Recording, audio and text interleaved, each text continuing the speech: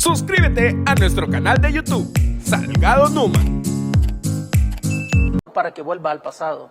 Y es que de hecho el presidente fue contundente al pedirle a los países poderosos respetar la independencia de El Salvador, ya que el país ha logrado grandes transformaciones en beneficio de todos los ciudadanos. A su juicio, Oscar considera que el papel que ha jugado... Hola, ¿qué tal mi gente? ¿Cómo están? Aquí nuevamente en tu canal informativo Salgado Numan. En esta ocasión traemos de una manera épica cómo el presidente le pide a los demás países que por favor respeten su libertad y la que le ha dado al pueblo salvadoreño, ya que en otros países por la difamación de la oposición el presidente ha sido visto en algunas ocasiones como dictador, cosa que el pueblo salvadoreño sabe que no es así. Estamos más felices y más seguros. Veamos aquí el siguiente video. Las Naciones Unidas, no solo en El Salvador, sino en el mundo, ha sido de verdad... ha cumplido su rol en cuanto a llevar la paz, tranquilidad, en apoyar, en ser amigos, a no tener injerencias en las políticas que toman los países soberanos. Bueno, realmente la función de las Naciones Unidas está internacionalmente cuestionada, sí, precisamente por el grado de dependencia que tiene con la política exterior de los Estados Unidos. Es decir, en los conflictos internacionales, en las posiciones que toman cuando existen guerras a nivel de Europa o de otras latitudes. Entonces, y por eso es que es necesario cambiar ese orden y no se justifica, ¿verdad? No se justifica esas políticas porque las Naciones Unidas debe de tener una acción más dinámica en el concierto internacional. Por ejemplo, ¿y por qué las Naciones Unidas no se pronuncia en favor de que nos respeten a nosotros la libre determinación? Sí. Eso debería ser una de las disposiciones que debe tomar el secretario general de las Naciones Unidas. Decir, miren, El Salvador es soberano, es independiente, ¿verdad? Déjenlo en paz. Eso debería de ser, porque si no tiene ese papel activo en función de la paz internacional, entonces las relaciones entre los países se degradan. El Salvador, el actual gobierno es un gobierno abierto a todos los países y aquí no tenemos un país que es enemigo nuestro, ¿verdad?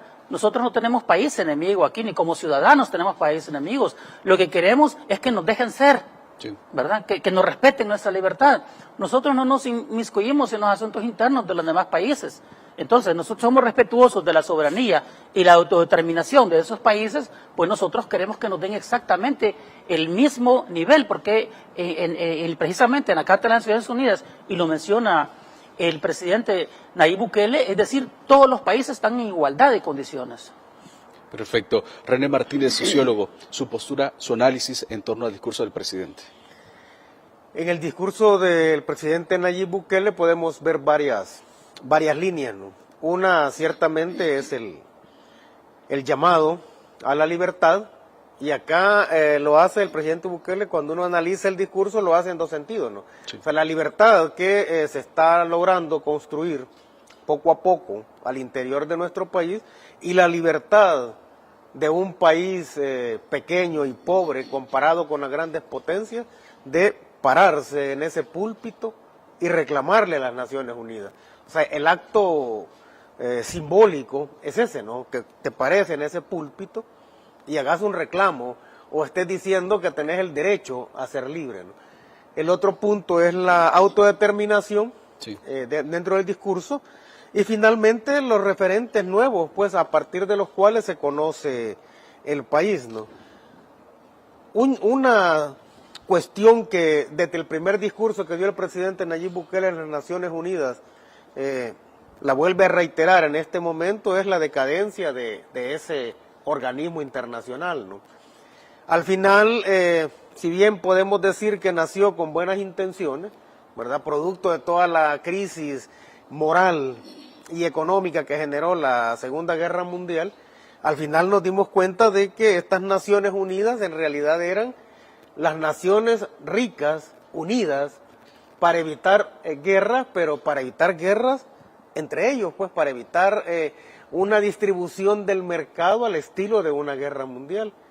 Y estas Naciones Unidas formalmente incorporan a todas las demás naciones, desde las naciones más pobres, no, hasta las de medianos ingresos, y las incorporan, pero, y la jugada es esta, ¿va? entras al organismo de las Naciones Unidas, los países pobres, pero siendo naciones desunidas. O sea, se unen las grandes naciones, esas sí son Naciones Unidas. Sí. Eso lo vemos en todos los conflictos, pues que ellos se unen. Las decisiones más importantes las toman entre ellos. Esas sí son Naciones Unidas y las otras forman parte de las Naciones Unidas, pero sí siguen siendo naciones desunidas. ¿Qué significa esto en el contexto del discurso de Nayib Bukele? Significa que si estas naciones, como las nuestras, la región centroamericana, por decir algo, no se une y hacen los mismos reclamos y plantean las mismas condiciones para negociar libremente con las naciones más ricas, difícilmente vamos a salir de la situación en la que estamos, pues. Durante el periodo que ha estado en vigencia las Naciones Unidas, la deuda externa de los países pobres se ha incrementado, pero increíblemente. En ese mismo periodo de gestión de las Naciones Unidas, la desigualdad social y económica a nivel planetario ha llegado a niveles nunca antes conocidos en la historia, a tal punto de que en este momento el 1% de la población mundial tiene más dinero y más ingresos que el 99% del resto de habitantes. Entonces uno dice, bueno, ¿y entonces cuál ha sido el papel de las Naciones Unidas? Sí. Entonces llega el presidente, se para y dice, bueno, mire, nosotros vamos a seguir formando parte de este concierto de Naciones Unidas, pero respeten las decisiones que tomamos, ¿sí? Déjennos establecer nuestro propio camino.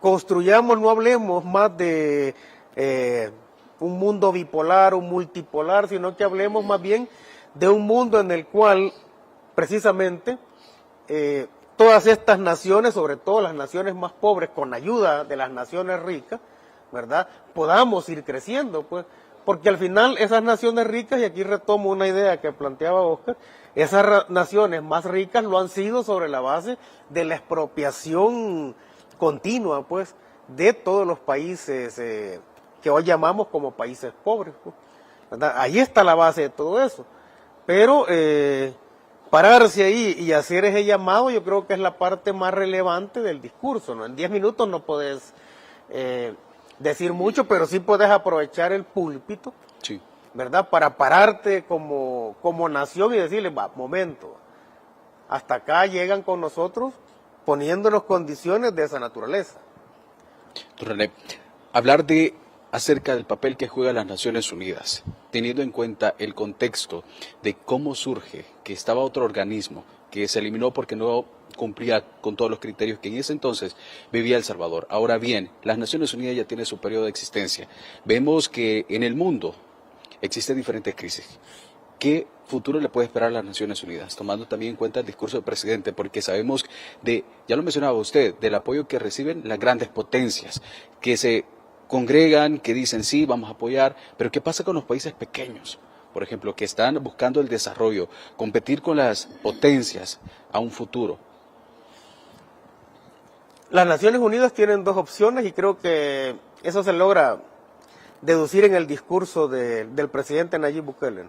Una es, o hace readecuaciones importantes para en realidad tener una función como organismo de todas las naciones para que las más pobres pues vayan mejorando sus ingresos, ¿verdad? Lo cual sería pues debería ser una demanda mundial, sí.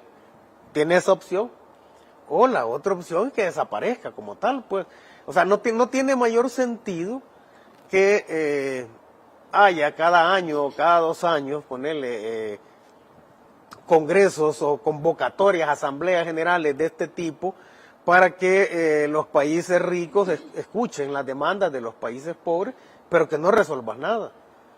O sea, ese proceso de expropiación de los países pobres ha continuado.